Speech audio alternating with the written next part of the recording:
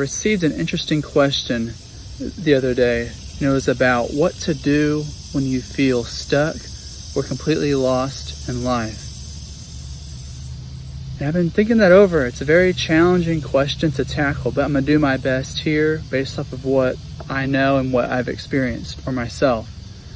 So what to do when you feel lost or stuck in life. So those two are, so being stuck versus being lost, I think are a bit different. So being stuck is a natural part of your journey. You're going to face obstacles. You're going to go through challenges. So when you're on your life purpose or on your whole journey through life, you're going to face a lot of obstacles. But I think feeling lost is when these obstacles just overwhelm us so much that we just feel like we're lost inside of a maze. And how do we get over that uneasiness, that lack of clarity, that I guess like that, like the indecision, that laziness, that, that motivation? Sometimes we lose ourselves along the way in some way. And I've been thinking this over, and one day I went to a restaurant. Of course, it was a Chinese restaurant, and I had a fortune cookie, and I opened it up, and it said, "The simplest answer is to act." And it really hit me when I first opened that up and read that. I was like, wow. I mean, that seems so true. A lot of times our minds think of all this different stuff that we got to do, and sometimes it can overwhelm us, and we can get kind of lost in the weeds. But the simplest answer is to act. And sometimes we might not know what actions to take on our course. Sometimes we feel depressed, lack of motivation completely. But the simplest answer is to act. And what I found myself doing, what helps me to get back in my motivation is, I don't care how successful you are, how happy you are, you're going to have times when you feel stuck or lost in life, where you kind of get off track and you kind of feel sometimes lack of motivation. That's going to happen. And part of this journey is to learn how to self-motivate and self-leadership, how to hold yourself accountable, that self-accountability. And what I found works for me is, I have that quote in the back of my mind: the simplest answer is to act.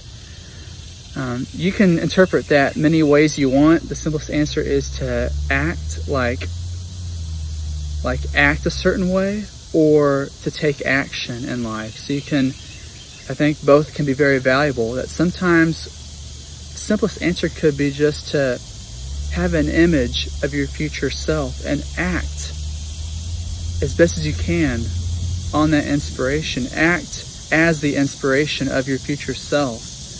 You might have a future self to be more confident. Maybe go talk to men or women or whoever gender you're attracted to. You might have an inspiration to get into dating, and you might feel lost or trapped or have just some unsuccessful outcomes. And what you can do, the simplest answer is to act. I think that goes both ways, into acting like the person that you want to be, and also which requires you taking actions as that person that you want to be. But I think you want to get to a point where you're not acting, but you're just being yourself. So acting is a really interesting topic that I'll probably cover in another video, because we all are kind of like actors, but we never really get to see the true character, but if there is one.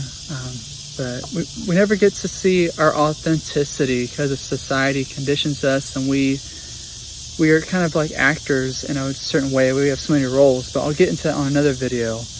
But on this, I'm feeling stuck and lost in life. Sometimes we have to go back to the basics, whether that's doing your meditation of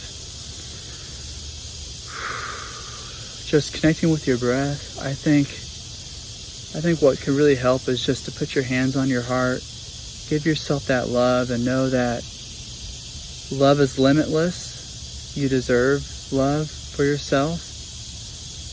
In fact, I think loving yourself is one of the most important things you can do. And treat yourself to that. And go back to the basics. And you can even go back to moments in your past when you've felt inspired. There's this really good book I recommend. It's called The War of Art by Stephen Pressfield, and he talks about finding your territory. And what that means is finding your zone, to where if you were anxious or you were totally down in life, this is the activity that you could do. Or if you were the last person on earth, this is the activity that you could do that could lift your spirits up to your full potential. Arnold Schwarzenegger, for example, his whole territory is I'm going to the gym. You know, there's other territories, you know, maybe, I don't know, let's say like Jim Carrey, his is the stage. You got to find your own territory that suits, you know, the best for you. It could be playing the piano, music. It could be going for a run. I know for mine, I personally love to get back into running. I used to do cross country and all that, so I like to get back into running out in nature. I think nature is my territory. I think nature could be not everybody's, but I think nature could be a lot of people's territories, but not in this weather. But at any rate, I think finding your territory, I think finding your passions, reigniting them, really asking yourself, what inspirations, what passions have I been putting on the back burner? And just go do them. The simplest answer is to act. I encourage you to act on your highest wants and desires at that moment. And maybe it's just going for a walk, a run, working out, but just slowly getting yourself off of that couch, that bed, out into the world. I think it can be very scary to do, but I think courage, is a very important thing to do sometimes. And that quote, that simplest answer is to act. I think courage is acting in the face of fear. And we have a lot of fears, but the real cost of not acting on your dreams, that default is living in fear and that indecision of not doing it. So I also recommend a vision board. If you can get a vision board, which is taking pictures that really inspire you, that you want in your life. Sometimes it's hard to imagine our ideal life that we want. But I think a vision board could help with that. I think another thing is to start imagining, what would my ideal routine or my life look like? Like, what would the first thing I'd do in the morning be? Like, what would be some good habits that would really transform my life? And you can even journal about all those questions that I'm asking and find out for yourself. Really do some soul searching. I think this time when you're lost is actually not so much of it's not as bad as you might think it is. It does feel scary. It does feel like, man, what am I doing with my life? But I think that's a good sign that you're actually doing something right, that you're looking inwards, that you're not just going with the path of just least resistance, that you're actually trying to go inwards and you acknowledge that you're lost. And I think that's a great first step, is first acknowledging that you might be stuck. And then it's just this journey that we're on. And I think, you're not alone in this. We all feel stuck and lost sometimes in life. And part of it is we don't really know ourselves fully because we're always changing. We're always evolving. And I think really connecting with yourself deeply can really help you to feel more connected, feel more clarity in your life. I would recommend spending some time, if you can. I know that people work a lot, I don't know you, but I think just spending some time in solitude and some relaxation, I think can help get some insights coming down in. It can help you to trigger some insights. It can help you to find more clarity. Maybe just sitting with a journal, going walking, having a journal, going out in nature, going on some nature trail, really connect with yourself and just start contemplating, who am I? Like, who do I want to be? What job or career would really fulfill my spirits? Start asking those deep questions of, who am I? What do I really want out of my life? And it won't come, the answers may not come all in that moment. This is a slow, gradual process that you'll be doing over time.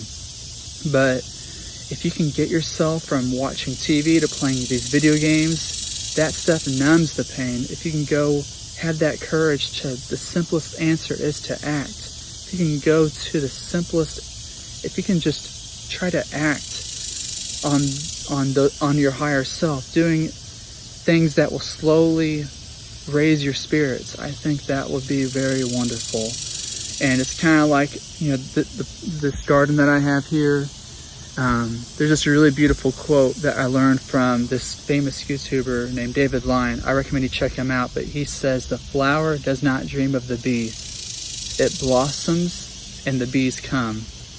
So what this means to me is we got to, we're a seed that's trying to grow. We're kind of like a seed that's already grown. It's got some green vines. It's not quite blossomed yet, but what we do is we water ourselves. We give ourselves enough sun, enough nurturance, and we have to have good soil, and we have to have a good environment, and we also have to be willing to water ourselves and not expect other people to water our plant for us. We have to fill our own cup, so to speak, because if we don't fill our own cup, we have nothing to offer to the world and others and to ourselves.